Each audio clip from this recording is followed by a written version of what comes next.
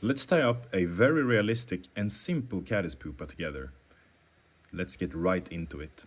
So in today's tutorial, guys, we are making a super quick and realistic pupa. And it's such an easy pattern, but there are some key moments in the video that you need to follow up, and all the materials can be found in the description below.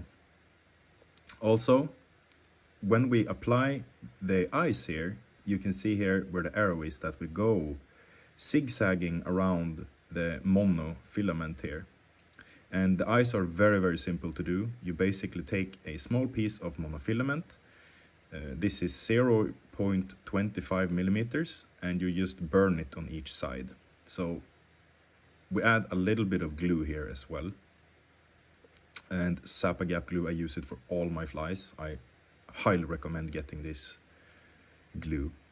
And then we're going to add a little bit of a thicker thread here just to build the body. And the color doesn't really matter, but since we're gonna use a green yarn, we will have a green color underneath.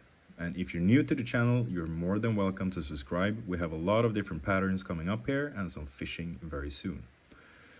So what we do, we go all the way up again and we attach the moyo yarn. And this is in Caddis green, which is a phenomenal material. You can use this for dry flies, nymphs, pretty much anything. So what we do is we go all the way down, and then we're going to use some pheasant tail as back on the fly. So we take a few fibers and we tie them up on top of the fly. Then we secure it and go all the way down to the yarn. And then we go back up, and when we go up here almost to the middle, we're just gonna cut off the excess here, and we're going to build a thicker body, so I'm going to fast forward the process. So what you want to do here when you're building the body, what's the important thing, is that you want it to be thicker in the back and a little bit slimmer to the front, as you can see here where I'm building the fly itself. And when we have the complete body, we are going to whip finish with the body thread that we used, because we want to have a slimmer thread when we kind of finishing the fly. So we will be attaching a 18.0 thread here in the color white. It doesn't really matter the color, but I like using similar color variations when I make my flies. So the next step, which is the most important step, is that we take the yarn and we go 2 laps around the hook shank. Then we pull forward the pheasant tail and we go on top of the pheasant tail 1 lap. And if you get it a little bit like this, as I have here, you can just loosen it up and pull the pheasant tail and you will get a very, very nice segmentation.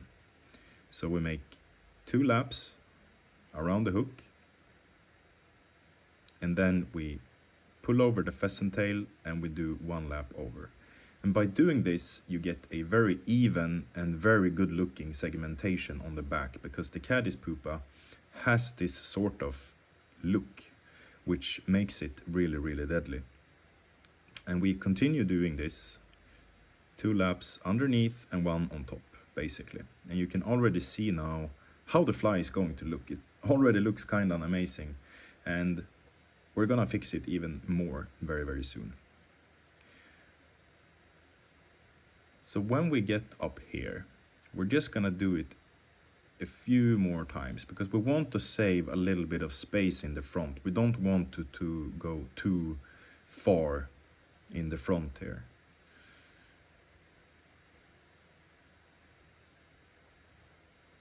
So we do it 1 more time here, 2 laps underneath, and then we secure the thread here, I mean the yarn, and we tie it in a little bit before we go to the next step. So now we will basically just cut off the excess, and we cut off the pheasant tail as well. And the next step, what we're going to do is that we go back with our thread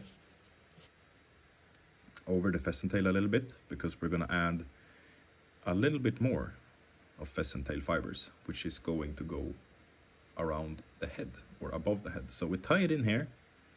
I have the loose fibers in the front because it's a little bit easier to work with. And I go back to where the pheasant tail starts pretty much. Cut off the excess here. And I'm just gonna tie in a little bit here in the front, close to the eyes. And when you pull over, the pheasant tail should meet the pheasant tail pretty much. So it looks very, very good.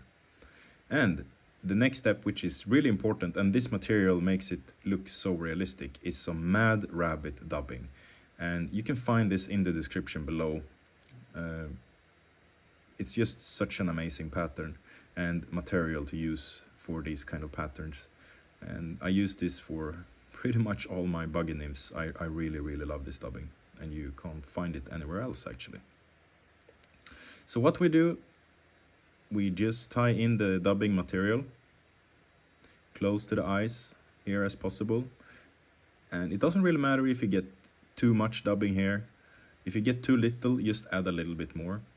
So what we do now is to bring out the fibers here on top, because we want it to basically be flat on top, but we want the fibers to kind of stick to the sides and underneath the fly. So that's why we bring out some of the fibers above, and we go sideways a little bit here.